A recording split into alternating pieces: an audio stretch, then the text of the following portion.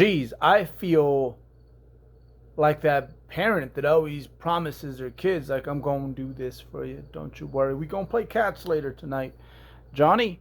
And then I don't. Um, it's a good set of squats. Just wanted to show you guys that. At the same time, let me tell you about what happened with the program having to be down there. So, look, I worked hard to just put everything I'm doing, because I know what I'm doing as I'm in there. Like, it's all back here, man.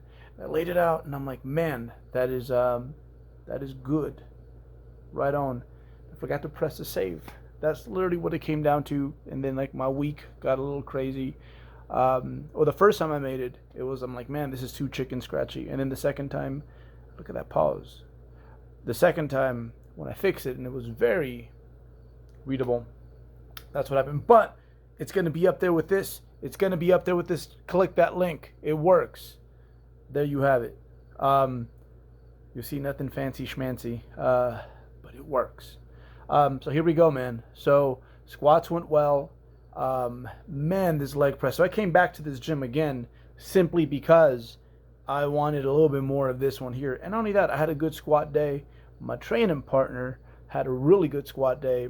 And homegirl wanted to break 200 for the first time ever. Like, the bar is here right now. Although we get a nice shipment at a good old Prodigy gym here in Fort Collins, they don't pay me to say that. It's a fantastic bodybuilding gym. But yeah, here in regards to the bar, really like the bar, really like these plates. Actually, these plates are the plates that I kind of grew up with. So anyhow, went here for this is Legends in Loveland. Same thing, fantastic vibe here in regards to, like, just very pro, like, try hard, very bodybuilding focused sort of gym. So you see a lot of posters everywhere that just get you going as soon as you walk in. It makes you want to get yours. Good old leg press, deloaded. Man, I used to be such a snob about this. Like just one step away from basically being like, yo, everyone stop what you're doing, because I am about to quarter leg press 12 plates in each side with some knee wraps. But now it's like, man, obviously the range of motion a little different. But then also, like, I go to the bottom, I deloaded, so that, again, there is no stretch reflex. The quads are doing more and less of its little helpers, I guess you could say, in regards to connective tissue, tendon mostly, and makes it harder, which is good. I don't have to use as much weight. That's great. Don't have to unracking. When you bro leg pressing, unracking is probably the worst part. And yeah, like, that probably could have gone up for like 20 reps at that RPE, but it was 12 on that activation set for the myo reps. Yeah, again, like, if you like my squatting, it's been better before.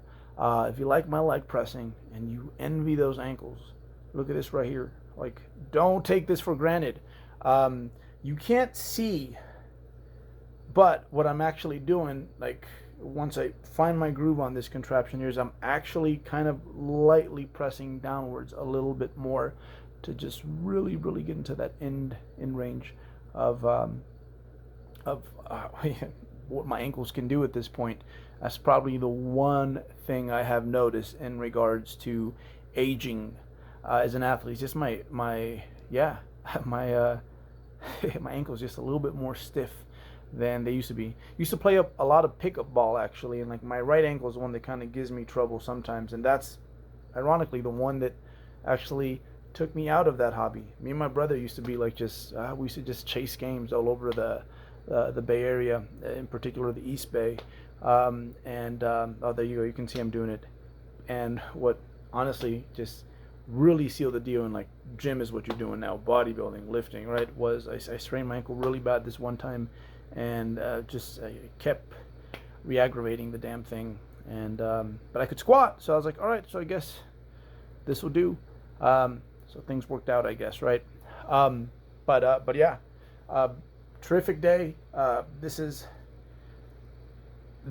is the woman of the hour right here. So her first 200-pound squat, high bar, totally geeked for her. And I told her, if you want to chill with me, I need you to squat 200 pounds. And I think that's why she took it to the house. So, no, there we go. Anyhow, high bar, like, talk about ankles. This girl's got ankles. So, congrats on that one, Cynthia. I told her, so 300, probably 5 years high bar, unless you just want to get obese. And then you give them like the timeline. And then 350, that'll be 5 years. Then go to 400, 5 years. And then you got to stay healthy too. So that's the big thing here, staying healthy. And again, that's why we pausing on these things. Just, again, man, I used to be the Dumbbell show. But, yeah, look at that. I think that was, so the 110s, I kicked it just downwards a little bit more this week. I wanted them pauses to be extra crispy. And I was very happy with this set. Man, as a matter of fact, I've never had the most like outstanding clavicular head, and like now, man, it's like I'm gonna start wearing more of these out once the weather gets nice again, and then get cut up and that line comes out, you know. But yeah, very happy with how these are going. You know how it goes with pressing. As you get heavier, this is like the down set. As you get heavier, pressing just really likes food. So yeah, been noticing a huge difference here in terms of my clavicular head, which I think just genetically I don't have a whole lot there. I have a lot of stuff down here, but in just when you look at the structure, it's like, again, I have like a little thin line here. None of that Franco Colombo stuff. Like this dude literally, his stuff went like that. Like literally, that dude got clavicular head from like flat pressing. Jeff Alberts has a very similar structure. It doesn't take up as much of his chest, but similar. It's like very, this stuff is like very, just, it lines up with most horizontal pressing. But yeah, man, like super proud of this set, super clean set right here.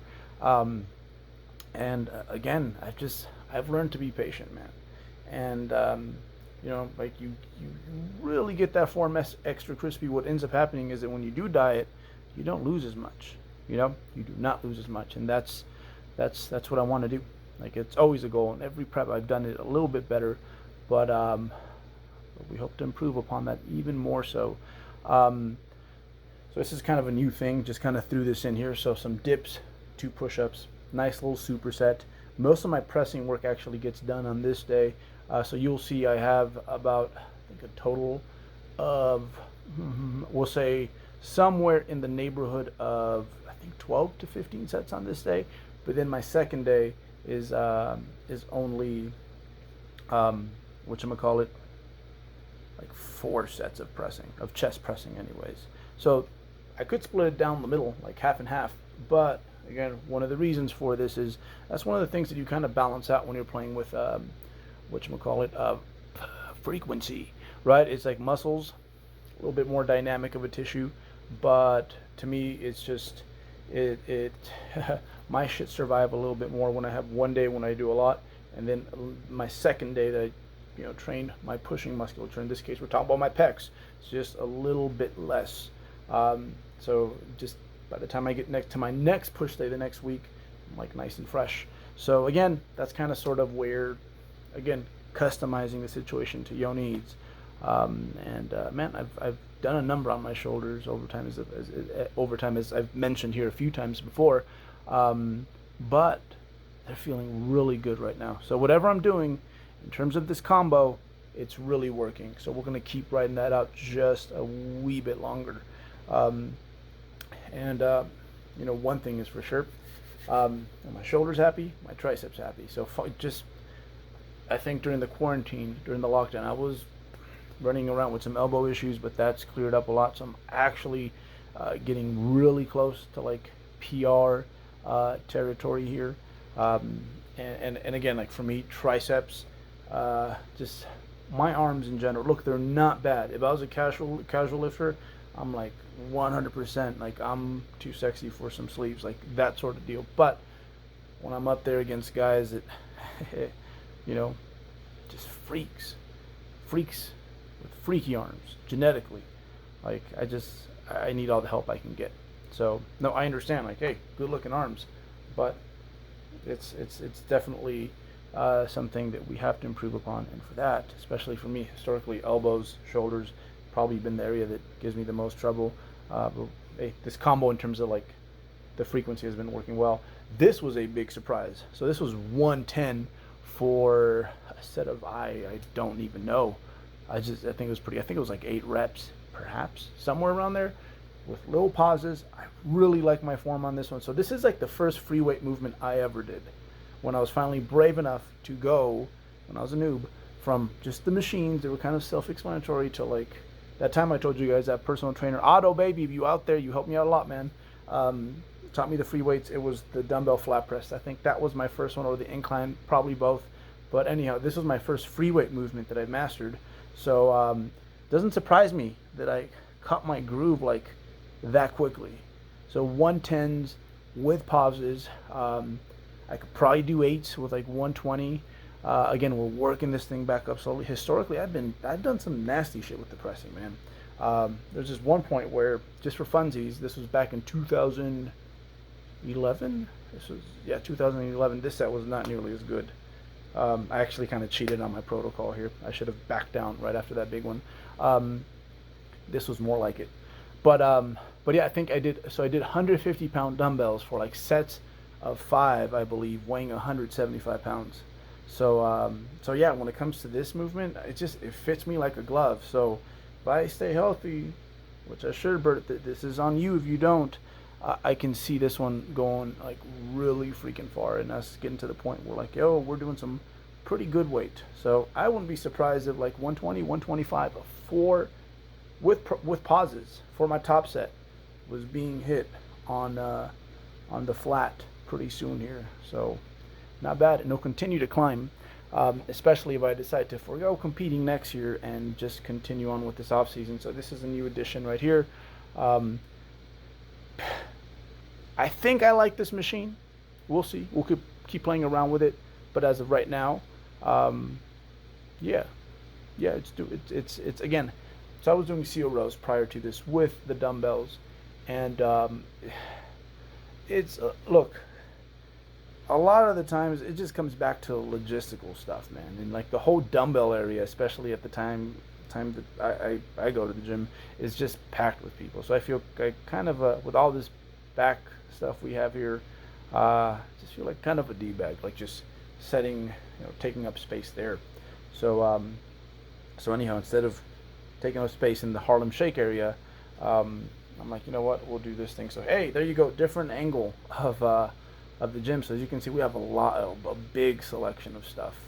Looks like just a whole mob of Decepticons out there. So again, if this one ends up not staying, we can find something else. But as of right now, yeah, I'm digging it. Oh, we looped the footage again. So anyhow, look at the Decepticons one more time.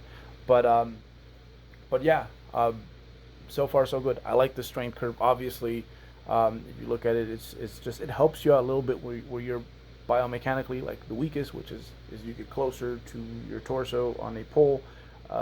Same thing with a press, right? Like this is hard, but this last bit a little bit easier.